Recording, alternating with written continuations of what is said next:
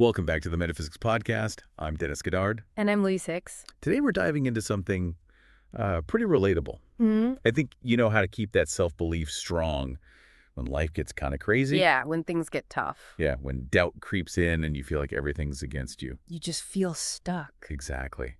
We're going to unpack some powerful insights today on how not just survive those times, but come out stronger. You know what's so interesting about this is that so many of us, we're walking around with these beliefs, and they're not even ours. They're not even ours. Like, think back to when you were a kid. What were the messages you kept hearing over and over from family, friends, society, you know? It's like we inherit this this rule book almost. Yeah. In our minds. If you grow up hearing you're not good at math, Yeah. you know, you're too sensitive, you're whatever, those ideas, Yeah. they can really stick with you, Totally. even if they're not even true. And that's what's so fascinating is if we can unconsciously absorb these limiting beliefs, that means we can also consciously adopt empowering ones. It's all about becoming aware of the stories we're telling ourselves and really deciding if they're actually helpful. So it's less about like, you know, positive thinking and more about rewiring how we think. Rewiring, yeah. What are some ways to actually do that? Oh, one really powerful technique is to start paying attention to your environment, the people you surround yourself with, the information you consume, even the physical spaces you're in. Yeah. They all make a difference. Oh, absolutely. Have you ever noticed how some people like just drain your energy Oh, yeah. and others just lift you up? It's like they're energy vampires. Totally. This reminds me of that study with mice where they conditioned them to fear the smell of cherry blossoms. Really? And their offspring, who had never even experienced that fear, they inherited it. Oh, wow. That's wild. Isn't that crazy? Yeah. It shows how powerful beliefs can be. But if fear can be passed down like that, imagine courage and resilience I know exactly. being passed down too. So by choosing to be in supportive environments and surrounding ourselves with people who believe in us, we create that fertile ground You're creating that foundation. for growth. Yeah. Yeah, so step one is kind of like taking stock of your mental diet. Like who and what are you letting influence your thoughts? Yeah. What are you feeding your mind? And if it's not serving you, maybe it's time for some changes. So once you got that supportive environment, like how do you actually start building that unshakable self-belief? That's a good question. This is where the idea of deserving to take up space comes in so many of us, especially those who face challenges. We struggle with feeling worthy. You know, like we have a right to be seen and heard. Yeah. But the truth is, you are inherently worthy simply by being alive. I love that. This reminds me of that story about the woman with the autoimmune disease who was criticized online for her appearance. Oh, yeah, I remember that. And instead of shrinking back, she said, you know, even though you think I'm ugly, I deserve to take up space.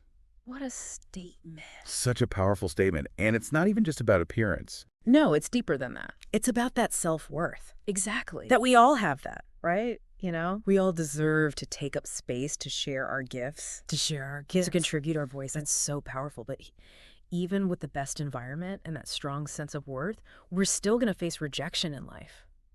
How do we handle that without letting it crush us? You're right. Rejection is a part of life. It's not about becoming immune to it. It's about understanding that not everyone's going to like you. Yeah. And that's totally fine. Okay. Their opinion doesn't define your worth. You get to decide what matters to you, whose opinions you value. So it's about building that internal compass rather than constantly looking for external validation. Yes, exactly. I love that. It takes the power away from those who might try to dim your shine. You know, Totally. you're creating an invisible shield Yeah. that deflects negativity. And this is so important, especially when you're stepping outside your comfort zone, pursuing your dreams. There will be setbacks. There will be. But it's that self-belief that fuels your perseverance. It's like the fuel in your car. You can't get very far without it. Exactly. What are some tools or techniques that people can use to keep that self-belief tank full? Okay, well, one incredibly powerful technique is visualization, creating a clear mental picture of yourself living the life you desire, embodying the qualities you want to cultivate. Have you ever noticed how Olympic athletes often visualize themselves winning I've heard that. before the actual competition? Yeah, it's like they're programming their minds for success. But visualization isn't just daydreaming, is it? You have to pair it with action. Absolutely, 100%. It's about aligning your actions with your vision. Even small steps taken consistently can lead to remarkable results. So even if you stumble, you're still miles ahead of those who never even started. Yeah. It's the trying that matters. The trying. But what about those times when it feels like you're giving it your all, but you're still hitting roadblocks? Ugh, I know that feeling. How do you keep believing when things aren't going according to plan? That's such a good question, and I think that's a perfect place to pause for. Now we'll be back soon to delve deeper into those challenging moments and how to reframe them in a way that strengthens your self-belief. We'll be right back after a quick break. Remember, you are capable of incredible things. Don't let anyone, including yourself, tell you otherwise. We'll be back soon with more insights on the Metaphysics podcast. See you soon. So before the break, we were talking about those times, when you're putting in the effort, but you're still hitting those roadblocks. Yeah, it can be so frustrating. It really can. Like you're driving towards a destination, but you just keep hitting detours. And you start to wonder if you're even on the right path. Exactly, and that's where the idea of redirection comes in. Sometimes what we see as failures or setbacks are actually the universe's way of nudging us in a different direction. One that's ultimately more aligned with our true purpose. So it's less about fighting against those obstacles and more about surrendering to the journey, trusting that there's a bigger picture, even if we can't see it yet. You got to think of it this way. You set your GPS for a specific destination, but then there's unexpected construction or a road closure, and your GPS reroutes you, and you might end up discovering a scenic route you never even knew existed. I love that analogy. But how do we know when to keep pushing forward and when to accept that redirection is needed? It's a tough balance. It is. There's no one-size-fits-all answer, but a good starting point is to check in with yourself. Are you feeling drained and depleted, or are you feeling challenged in a way that sparks growth? Are you holding on to something out of fear or obligation, or is it truly aligned with what you want? That's such a good question to ask yourself. It reminds me of a friend who was looking for a loving relationship but kept attracting partners who were emotionally unavailable. And it was painful, but those experiences ultimately taught her the importance of self-love. That's a perfect example of redirection in action. Those relationships, while challenging, helped her realize that true fulfillment comes from within, not from someone else. So it's about shifting our focus inward. Instead of constantly seeking validation from others, we become our own source of love and acceptance. Precisely. It's about recognizing that your relationship with yourself is the foundation for all other relationships. Understanding your needs, setting healthy boundaries, and treating yourself with the same kindness and compassion you would offer a loved one. Makes you wonder how many of us are walking around seeking love and acceptance in all the wrong places because we haven't fully healed those inner wounds. It's so true. Our past experiences, especially those from childhood, can leave deep imprints on our subconscious mind, shaping our beliefs and behaviors. And if we haven't addressed those wounds, it can be tough to fully embrace self-belief and attract healthy relationships. This is where the power of inner child work comes in, right? Acknowledging those younger versions of ourselves, those parts of us that may still be carrying pain and fear. Exactly. It's about offering that inner child the love, validation, and safety they may have longed for. Imagine yourself as a loving parent, nurturing and supporting that younger you, helping them heal and reclaim their joy. I love that imagery. It's like giving ourselves permission to finally let go of those burdens and step into the light. But how does inner child work actually translate into building self-belief in the present? When you heal those inner wounds, when you cultivate self-compassion and learn to love and accept yourself fully, something magical happens. Your self-belief blossoms. You begin to see yourself through a lens of kindness and understanding, recognizing your strengths, celebrating your accomplishments, and embracing your imperfections. It's like replacing that harsh inner critic with a compassionate and supportive best friend. But even with the best inner support system, we still encounter negative experiences in life. How can we reframe those challenges in a way that strengthens our self-belief rather than chipping away at it? That's where the power of perspective comes in. It's about choosing to see those challenges as opportunities for growth, as valuable lessons that are shaping you into the person you're meant to become. So instead of getting stuck in the negativity, we look for the empowering takeaway. Exactly. For example, let's say you experience a betrayal in a relationship. Instead of dwelling on the pain and resentment, you could reframe it as a testament to your own capacity for deep love and loyalty. It might also be a wake-up call to set healthier boundaries in the future. So it's about turning those negative experiences into fuel for growth, using them to strengthen our self-belief rather than letting them erode it. Precisely, each challenge you overcome, each lesson you learn adds another layer of resilience and wisdom to your being. It's about trusting that even when things feel difficult or uncertain, you're being guided towards a greater understanding of yourself and your purpose. And that trust, that belief that we're on the right path, even when we can't see the destination.